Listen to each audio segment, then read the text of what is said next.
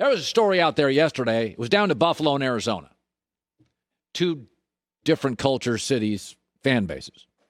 And apparently somebody in Buffalo, a reporter, had talked to a former Texans coach, and they criticized J.J. Watt. They said, quote, he's selfish, only cared about his stats. He does a lot of things that hurt the defense.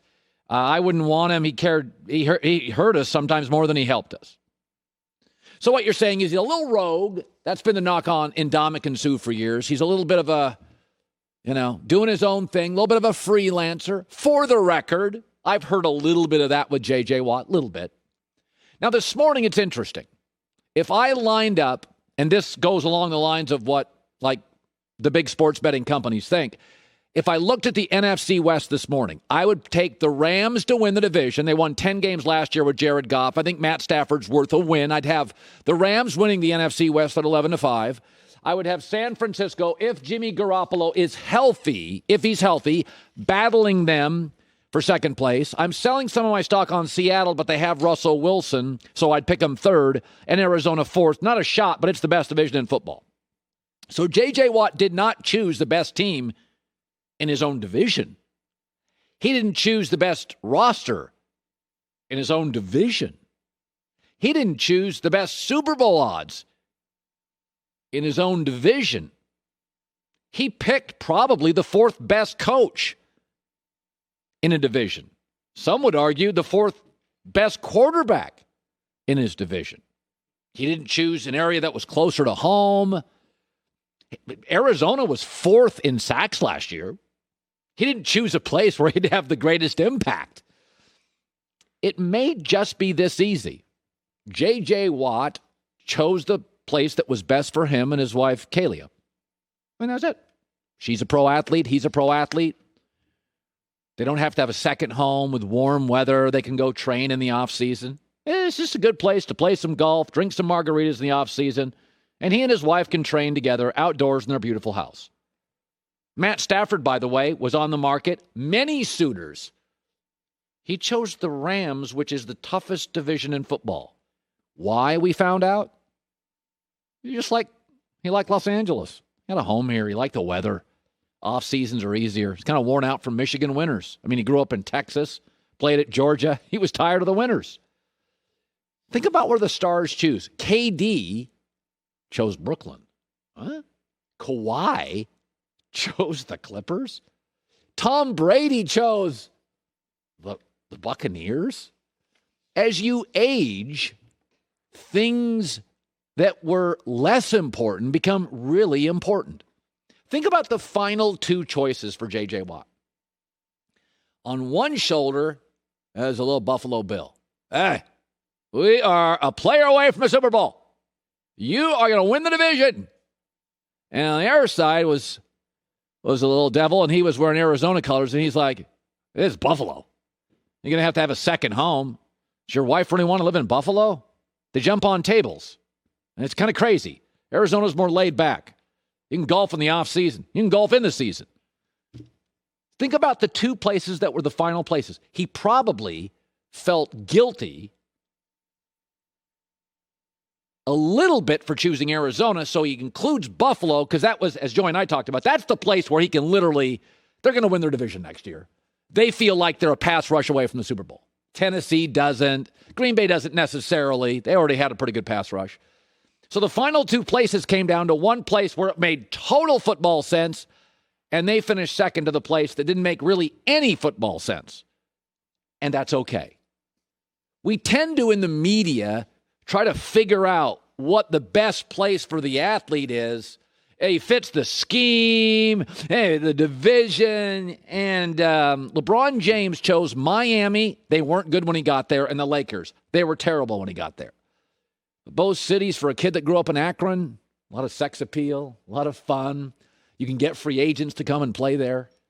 We're always trying to figure out where players are going to go. We're almost always wrong. In my gut feeling this morning, and I've moved 4 different times to different places. I think, Joy, you've moved 3 or 4 different times. It's never, you get that yellow notepad out, and I guarantee you J.J. Watt did with his wife, Kalia, and they wrote down stuff, and we'd be wrong in all the guesses. And I'm here to tell you, I bet some of it was this. Cliff Kingsbury has a reputation. He doesn't grind players at practice. He's very Sean McVay. J.J. Watt's a Hall of Famer. Does he want to grind at practice?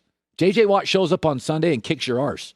He doesn't need to grind at practice. He don't want to get hurt at practice. You may have put that one down. Where do my wife and I in the off season, you live in a cold place, you got to have a second home. In Arizona, you don't. So all those little things you write down on a list as we age, when I was 20, professional success was everything. I'm 50. I'm more into my kids' success. Like pro athletes are the same. KD to Brooklyn, Kawhi to the Clippers, Brady to the Buccaneers, J.J. Watt to Arizona. It may have just been as simple as I'm married now. The off seasons matter now. Money's good enough. And winning, if it happens, great. If it doesn't, I still make the Hall of Fame. And that's okay, too. All right, so I saw this story. Jane Slater is a reporter I trust. She is talking, her sources are telling her yesterday on the Dan Patrick Show on how Dak is not budging on his salary demands. If you trust that report, and I do, is it possible devoted and dependable Dak has become delusional Dak? So let's pretend, we'll play a game here, that quarterbacks were paid in order based on two things. Now, talent's obviously a big deal. But I think it's actually second place to how valuable you are. Because I've seen Bill Belichick give up a lot of talented players. He rarely gives up valuable players. In fact, our sports leagues all have awards called Most Valuable Player. None of them have Most Talented Player. Joy and I have been in this business for 30 years. Companies move on from talented people all the time. Valuable people, they don't move on from valuable people. So if you were paid based on your talent and how valuable you are, to me, there's three tiers. The first tier is four guys. Russell Wilson, Tom Brady, Aaron Rodgers, and Josh Allen. And let me describe each. Seattle runs an antiquated offense. Pete Carroll was fired twice and had a losing record in Seattle before Russell Wilson. What is Seattle offensively without Russell Wilson? Tom Brady not only moves your team in the right direction, he gives you Super Bowls at the end. He changed a goofy Buccaneer franchise into a place now, we argue, everybody wants to play. Aaron Rodgers doesn't give you many Super Bowls, but Green Bay has historically been awful when he doesn't play. And then Josh Allen. Josh Allen's their best running back. He's their best running weapon. He's their best throwing weapon on a historically last 20 years in that franchise. They are now a Super Bowl conversation team. The second tier, and I know what you're saying, Patrick Mahomes? Well, Andy Reid has 13 playoff wins without Patrick Mahomes. 2 years ago, they beat the playoff Vikings without Patrick Mahomes and should have beaten the Packers. The Kansas City Chiefs were a good franchise forever without Patrick Mahomes. And with all their weapons today, if Patrick Mahomes was not the Chiefs quarterback, I believe, we saw it with Alex Smith, they'd be a playoff team. So the second tier, Patrick Mahomes is a mega talent, but not quite as valuable as the first four. Deshaun Watson, again, mega talent, but he went 4-12 this year. And oh, by the way, Bill O'Brien won that division with Brock Osweiler. Look it up. I did. I don't remember it, but it happened. Lamar Jackson is damn good. But Baltimore won a lot of games in the Super Bowl without him. And then Jimmy Garoppolo. I know what you're saying. Come on, Colin. Kyle Shanahan is a great coach, has won 25% of his NFL games without Jimmy Garoppolo. I'm sorry, I've hurt your feelings. That's called valuable.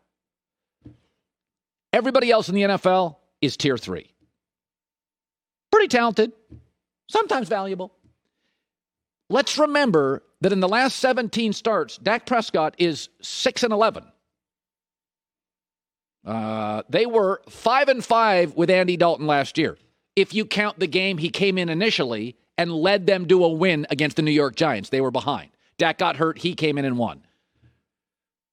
Dak was 8-8 in 2019, 6-11 his last 17 starts. And in games he started and finished last year, he was 1-3. Andy Dalton, if you count the game, he replaced Dak against the Giants, was 5-5. Now, Dak's better than Andy Dalton. I am not in any way insinuating he is not. But if Dak is saying this morning, I'm worth Patrick Mahomes' money, I'm going to struggle with that. And I like Dak, but that's dependable, devoted Dak to delusional Dak. You got to kind of know, if you go into contract negotiations, you got to kind of know the temperature in the room. To me, there's 4 guys that are tier 1. They can kind of name their price. And there's another 4 or 5 guys, maybe even more talented, but don't quite feel as valuable to the franchise. Garoppolo would be the opposite. I don't think he's a mega talent, but I think he's super valuable to San Francisco. Everybody else is kind of tier 3. Obviously, a Dak, maybe a higher tier 3, or a Matt Ryan, and, Baker's probably somewhat valuable. But if that's true, if he sees himself as Mahomes' money class, maybe that's why Jerry Jones may franchise him again. That may be the reason. Hi, everybody. Thanks for watching. Subscribe here to get the latest from the show. Also, be sure to check out more of the best clips from The Herd, or go watch a few segments from other shows on FS1.